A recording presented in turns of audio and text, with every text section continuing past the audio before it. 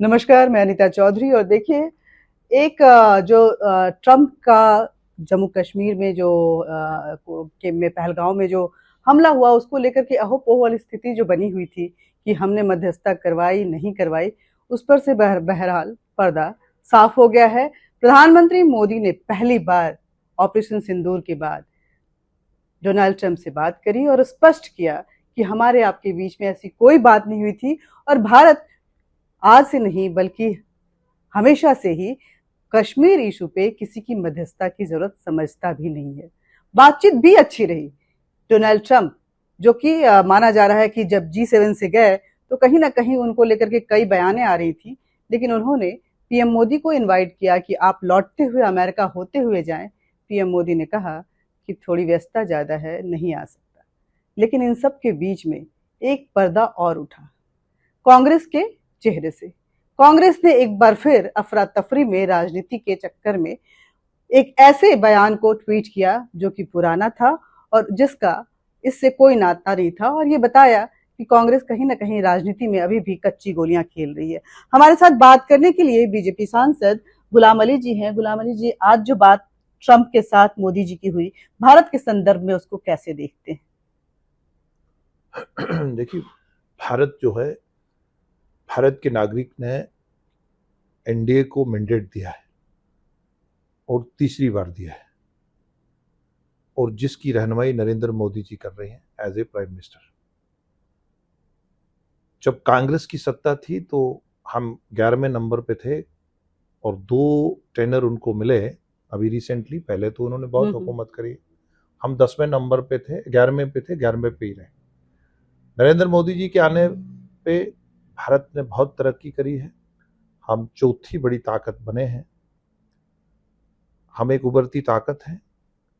हम बराबर की बात करते हैं, ट्रंप हो या रशिया हो या यूरोप हो या मिडल ईस्ट हो या साउथ हो, हम बराबर की बात करते हैं।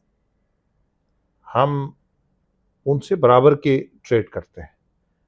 यहाँ तक ऑपरेशन सिंदूर के बाद पाकिस्तान का ताल्लुक है। पाकिस्तान के साथ हमारा एक ही पेंडिंग इशू है, पीओजे के, हमारा पार्लियामेंट का रेजोल्यूशन है, और हमें किसी की मीडिएशन की ना जरूरत थी, ना है, ना कभी होगी।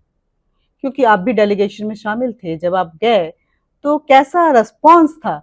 हम अपनी बातों को कहने गए थे, पाकिस्तान को एक्सपोज भी करने गए थे आतंकवाद को लेकर के। बहुत इम्पोर्टेंट कदम था प्राइम मिनिस्टर साहब का ये, सफारती लेवल पे पार्लियामेंटेरियन को भेजना, और उससे और विस्तार रूप से उस रीजन में, उस कॉन्टिनेंट में, उस देश में बात जाती है। एक राष्ट्र कम्युनिटीज़, डायस्पोरा से मिला जाता है, वहाँ थिंक टैंक से मिला जाता है, पार्लियामेंटेरियन से मिला जाता है, सत्ता पक्ष से मिला जाता है, विदेश मंत्रालय से मिला जाता है। बहुत सारे प्रोग्राम्स रहते हैं। तो उससे अपना जो भारत की बात है, जो हमारी बात है, वो रखने का मौका मिला है, और उससे वो काफ़ी संतुष्ट हुए हैं, और इस तरह के प्रोग्राम फिर भी जारी रहने चाहिए। आप बोल रहे हैं संतुष्ट हुए हैं, लेकिन कांग्रेस बोल रही है कि ये कैसी संतुष्टि आई कि पाकिस्तान के आर्मी चीफ असीम मुनीर को अमेरिका अपने यहाँ दावत दे रही है, और उसको लेकर के कहीं ना कहीं सरकार को साधा भी है कि आप कहाँ रह गए, कहाँ पीछे रह गए, कहाँ रह गई आपकी विदेश की ये नीति जिसमें आपको इनवाइट नहीं किया गया। भारत को कहीं भी कटोरा लेके जाने की जरूरत नहीं है। भारत अपने आप में एक उभरती मैशत है। वो गए होंगे मांगने, भीख मांगने। कांग्रेस की तरफ से एक और बात आज कही गई जिसके लिए माफी भी मांगी गई, लेकिन वो भी बड़े ही अजीब से अंदाज में। कांग्रेस के मीडिया इंचार्ज जयराम रमेश ने, जब ट्रंप और मोदी जी की बातचीत हुई, तो एक पुराना जो स्टेटमेंट व्हाइट हाउस का था उसको ट्वीट करके कह दिया कि जो भी स्टेटमेंट एमईए की तरफ से आई है वो गलत है, बातचीत तो ये है जो कि एक ट्रेड एंड हथियार डील को लेकर के था। लेकिन जब उसकी तारीख को देखा तो उन्होंने अपने उस ट्वीट को डिलीट कर दिया।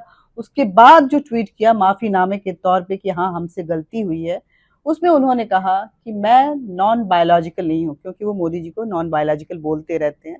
नॉन बायोलॉजिकल नहीं हूँ, इंसान हूँ, मुझसे गलती हो सकती है। कांग्रेस में अभी मैं है, उसको 100 साल लगेगा नई जनरेशन को समय हम में आने के लिए।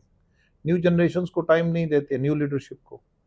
अब पुराने लोग हैं वो पुरानी किताबी पढ़ देते हैं मीडिया में, बाद में फिर पीछे हट जाते हैं, बाद में फिर तंज भी कसते हैं, गलती भी मानते हैं और उसमें से पॉलिटिकल नर्चरिंग भी करते हैं।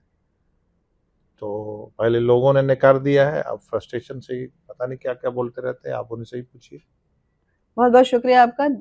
तो चलिए, बहरहाल देश की राजनीति भले गर्म हो, लेकिन अगर अंतर्राष्ट्रीय पटल पे हम देखें तो इस राजनीति के बीच में कहीं ना कहीं पहली बार ही जब पहलगांव हादसे के बाद प्रधानमंत्री मोदी ने ट्रंप से बात की तो पूरी दुनिया को स्पष्ट मैसेज दे दिया कि ऑपरेशन सिंदूर क्या था, क्योंकि उन्होंने ये भी कहा कि ऑपरेशन सिंदूर अभी जारी है।